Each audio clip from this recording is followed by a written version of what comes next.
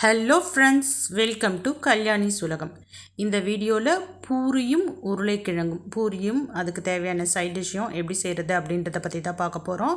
அதுக்கு தேவையான பொருள் அப்படின்னு சொல்லிட்டு பார்த்தீங்கன்னா, 1 கப் நான் கோதுமை மாவு எடுத்திருக்கேன், 1 கப் மைதா மாவு எடுத்திருக்கேன். ஸோ இந்த மைதா மாவுலையும் தனியாக நம்ம பூரி போடலாம், கோதுமை மாவுலையும் தனியாக பூரி போடலாம். ஆனால் இன்றைக்கி நான் 1:1 இந்த ரேஷியோவில் நான் மாவு எடுத்திருக்கேன். இதனுடைய டேஸ்ட்டு வந்து பார்த்திங்கன்னா கொஞ்சம் சுவை அதிகமாகவே இருக்கும். ஸோ ரெண்டுத்தையும் வந்து பார்த்திங்கன்னா ஒரு பெரிய கிண்ணத்தில் எடுத்துக்கிட்டேன். இப்போ நம்ம அதுக்கு தேவையான அளவுக்கு உப்பு சேர்த்துக்கிறோம். தூள் உப்பு சேர்த்துக்கிறேன் நான். தூள் உப்பு போட்டுட்டு மாவை நல்லா மிக்ஸ் பண்ணி கொடுப்போம். 2 மாவையும் மிக்ஸ் ஆகணும். ப்ளஸ் வந்து பார்த்திங்கன்னா சால்ட்டும் எல்லா இடத்துலையும் படுற மாதிரி எல்லா இடத்துக்கும் போய் சேரணும். ஸோ அதனால் நம்ம என்ன பண்ணுறோம் அப்படின்னு சொல்லிட்டு பார்த்திங்கன்னா மிக்ஸ் பண்ணி எடுத்துக்கிறோம். ஸோ மிக்ஸ் பண்ணதுக்கப்புறமேட்டு நம்ம இதில் தண்ணி சேர்க்க போகிறோம். தண்ணியை கொஞ்சம் கொஞ்சமாக சேர்த்து நம்ம நல்லா பிசைஞ்சு எடுத்துக்கலாம். ஸோ தண்ணியை இதுக்கு மொத்தமாக சேர்த்துறாதீங்க. தண்ணி நிறைய தேவைப்படாது. தண்ணி வந்து பார்த்திங்கன்னா இதில் நம்ம சேர்த்துட்டோன்னா மாவு இலக்கமாகிடும். மைதா மாவு வந்து பார்த்திங்கன்னா திரட்ட வராது. அதனால் வந்து பார்த்திங்கன்னா கொஞ்சம் கொஞ்சமாக சேர்த்து இது வந்து இந்த வீடியோவில் காமிச்சிருக்க பக்குவத்துக்கு மாவை பிசைஞ்சிக்கலாம். ஸோ மாவு ஃபுல்லாக ரெடி ஆகிடுச்சு. அதில் லைட்டாக எண்ணெய் சேர்த்து நம்ம வந்து இப்போ ஒரு 15 நிமிஷத்துக்கு தட்டு போட்டு மூடி வச்சிட்டா மாவு வந்து பார்த்திங்கன்னா ரெடி ஆகிடுச்சு. பாருங்க, ஃபுல்லாக ரெடி ஆகிடுச்சு. எண்ணெய் போட்டு ஃபுல்லாக அதில் மேலே தடவி விட்டுருங்க. ஃபுல்லாக மாவு ரெடி ஆகிடுச்சு. இந்த பக்குவத்துக்கு தான் இருக்கணும், கண்டிப்பாக இலக்கமாக இருக்கக்கூடாது. தட்டு போட்டு மூடி வச்சிடலாம். ஒரு 15 நிமிஷம் ஊறட்டும். இப்போ நான் திரட்டி எடுத்துக்கிட்டேன். திரட்டினதை 1 by 1 நம்ம வந்து கடாயில் பொரிச்சு எடுக்க போகிறோம். ஃபுல்லாக டீப் ஃப்ரை பண்ண போகிறோம். கடாயில் எண்ணெய் ஊற்றியாச்சு. ஸோ எண்ணெய் வந்து பார்த்திங்கன்னா சூடானதுக்கு அப்புறமேட்டு ஃப்ளேமை வந்து பார்த்திங்கன்னா ஸ்லோவாக சிம்மில் வச்சுக்கிங்க. ரொம்ப சிம்மும் வேணாம், அதே மாதிரி ஹை ஃப்ளேமும் வேணாம், மீடியமாக வச்சுக்கிங்க. அப்போ தான் வந்து பார்த்திங்கன்னா பூரி வந்து உப்பி வரும். பாருங்கள், பூரி வந்து இப்போ எப்படி இருக்குன்னுட்டு செவந்துருச்சு. ஒரு பக்கம் செவந்துருச்சு, இன்னொரு பக்கமும் வந்து பார்த்திங்கன்னா செவந்துக்கிட்டே இருக்குது. இது செவந்த உடனே நம்ம வந்து இந்த பூரியை எடுத்துடலாம். பூரி ரெடி ஆகிடுச்சு, நல்லாவே ரெடி ஆகிடுச்சு. பாருங்கள், இந்த மாதிரி செவக்க எடுங்க. மைதா மாவு போட்டிருக்கோம், 2 பக்கமும் செவந்ததுக்கப்புறமேட்டு தான் எடுக்கணுமே. கொஞ்சம் டைம். அடுத்தது வந்து பார்த்திங்கன்னா அடுத்த பூரி போட்டுப்போம். ஸோ அடுத்த பூரியும் போட்டாச்சு. ஸோ இப்படியே நம்ம என்ன பண்ணலாம் அப்படி சொல்லிட்டு பார்த்திங்கன்னா ஒரு பூரியாக எண்ணெயில் போட்டு எடுக்க வேண்டியது தான். ஸ்லோவாகவே வச்சுக்கிங்க ஸ்டவ்வை. ரெடி ஆகிடுச்சு பூரி. ஸோ வந்து பார்த்திங்கன்னா பூரிக்கு வந்து நம்ம ரொம்ப வந்து மெல்லிசாக திரட்டணுன்னா அது வந்து ஓடு மாதிரி ஆகிடும். ஸோ அதனால் ரொம்பவும் கனமாக இல்லாமல் ரொம்பவும் தின்னாக இல்லாமல் ஓரளவுக்கு மீடியமாக இருந்ததுன்னா பூரி வந்து நல்லாயிருக்கும்.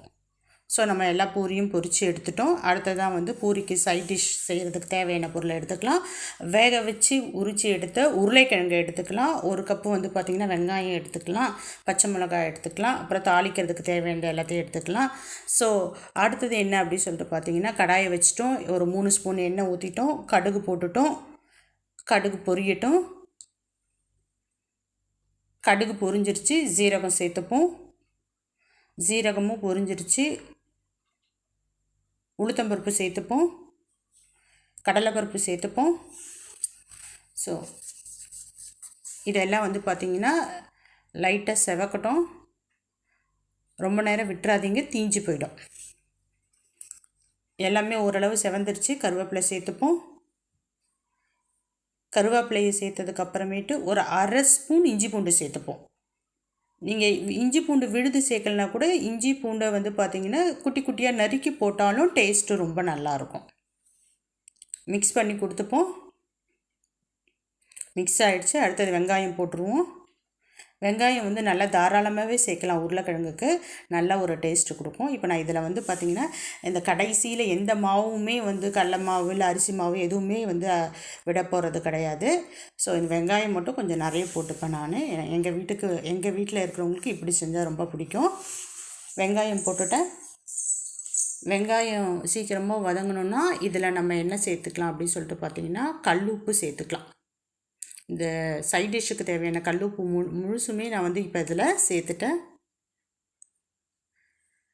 உப்பு சேர்த்துட்டா உடனே வதங்க ஆரம்பிச்சிடும். வதங்கிருச்சு. பச்சை மிளகா சேர்த்துக்கிறோம். பச்சை மிளகா சேர்த்துட்டு ஒரு இந்த வெங்காய பச்சை மிளகா ஒன்றாகிற மாதிரி ஒரு கிளறி விட்டுப்போம். அடுத்தது மஞ்சத்தூள் சேர்த்துக்கிறோம். ரொம்ப இம்பார்ட்டண்ட்ங்க இந்த டிஷ்ஷுக்கு. இதுதான் வந்து பார்த்திங்கன்னா ஒரு நல்ல ஒரு லெமன் எல்லோவும் கொடுக்க போகுது. லெமன் எல்லோ கலரை கொடுக்க போகுது இந்த டிஷ்ஷுக்கு. ஸோ மஞ்சத்தூள் சேர்த்துட்டோம். மஞ்சத்தூள் சேர்த்ததுக்கப்புறமேட்டு வேக வச்சு எடுத்த உருளைக்கிழங்கையும் நம்ம இதில் வந்து சேர்த்துக்கிறோம். உருளைக்கிழங்கு சேர்த்துட்டோம். இப்போ உருளைக்கிழங்கு, வெங்காயம், கடலப்பருப்பு, உளுத்தம்பருப்பு, பச்சை மிளகாய் இதை எல்லாத்தையும் நல்லா நம்ம வந்து கிளறி விட போகிறோம். ஆல்மோஸ்ட் வந்து பார்த்திங்கன்னா இந்த டிஷ்ஷு ரெடி ஆகிடுச்சு. ஏன்னா எல்லாமே வந்து வெந்தது தான். அதனால் இதில் ஒரு அரை டம்ளர்லேருந்து 3/4 டம்ளர் வரைக்கும், 1 டம்ளர் வரைக்கும் நம்ம தண்ணி சேர்த்துக்கலாம். ரொம்ப தண்ணியாக வேணுன்றவங்க தண்ணி நிறைய சேர்த்துக்கலாம். எங்கள் வீட்டில் தண்ணியாக இருந்தால் பிடிக்காது. அதனால் வந்து பார்த்திங்கன்னா ஒரு 3/4 டம்ளர் அளவுக்கு தண்ணி சேர்த்துக்கிறேன் நான். பாருங்கள், தண்ணி சேர்த்தாச்சு. ரொம்ப நேரம் எடுக்காதுங்க. இது இப்போ டக்குன்னு ரெடி ஆகிடும்.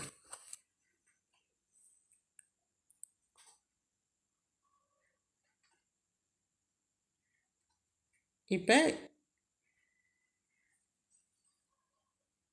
பாருங்கள், இந்த ஸ்டேஜ் வந்து கரெக்டாக இருக்கும். ரெடி ஆகிடுச்சு. பூரி ரெடி ஆகிடுச்சு. கொத்தமல்லியை தூவி இறக்கிடலாம்.